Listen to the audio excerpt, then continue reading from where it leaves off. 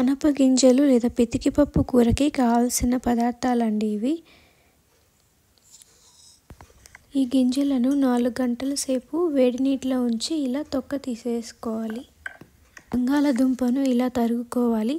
కొబ్బరి ముక్క, కొంచెం మసాలా దినుసులు, ధనియాల పొడి, మిరియాల పొడి, సోంపు, కరివేపాకు, ఆవాలు తీసుకోవాలి. ఇప్పుడు స్టవ్ మీద కడాయి పెట్టుకొని అందులో 2 టేబుల్ స్పూన్ల ఆయిల్, 2 ఉల్లిగడ్డలు, 2 పచ్చిమిరపకాయలు ఇలా తుంచేసి ఇందులో 5 లవంగాలు, దాల్చిన చెక్క, యాలకుల బుడ్డ వేసి తర్వాత టమాటాలు, కొత్తిమీర, జీడిపప్పు వేసి వేయించుకోవాలి. ఇప్పుడు ఇందులో ధనియాల పొడి 5 టీ స్పూన్లు, మిరియాల పొడి 2 టీ స్పూన్లు, కారం పొడి 2 టీ స్పూన్లు లేదా మీకు తగినంత కారం వేసి టమాటా బాగా మగ్గేంత వరకు వేయించుకోండి. ఇప్పుడు కొబ్బరి ముక్కలు కొంచెం వేసుకుందాం. బాగా వేగిన తర్వాత ఇవి మిక్సీ జార్లో మనం ఈ మసాలా అంతా మిక్సీ పట్టుకుందాం. ఇందులోని అల్లం వెల్లుల్లి పేస్ట్ కూడా వేసి బాగా మిక్స్ చేసుకుందాం. కొద్దిగా చల్లారిన తర్వాత ఈ మసాలా మిశ్రమాన్ని మొత్తం మెత్తగా పేస్ట్ చేసుకోవాలి.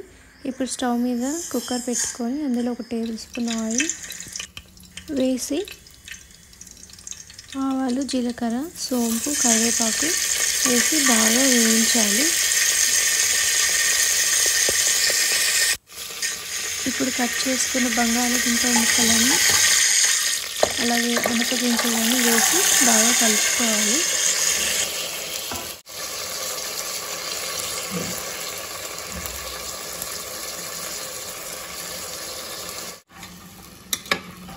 తర్వాత మనం మిక్సీలో గ్రైండ్ చేసిన మసాలా పేస్ట్ని అంతా ఇందులో వేసుకోవాలి. బాగా కలుపుకొని ఇందులో పసుపు 1 టీ స్పూన్, అలాగే ఉప్పు తగినంత వేసుకోవాలి.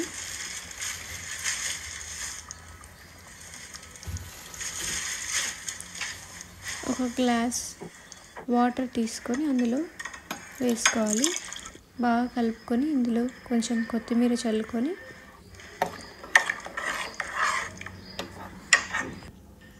ఇప్పుడు కుక్కర్ మూత పెట్టి 2 విజిల్ల తర్వాత స్టవ్ ఆఫ్ చేసుకొని అనప గింజలు ఇలా మెత్తగా ఉడికాయో లేవో చూసుకోవాలి. ఇలా చూడండి, బాగా మెత్తగా ఉడికిన తర్వాత స్టవ్ ఆఫ్ చేసుకొని సర్వ్ చేసుకోవడం. అంతేనండి, అనప గింజల కూర ready. Thank you. Please subscribe.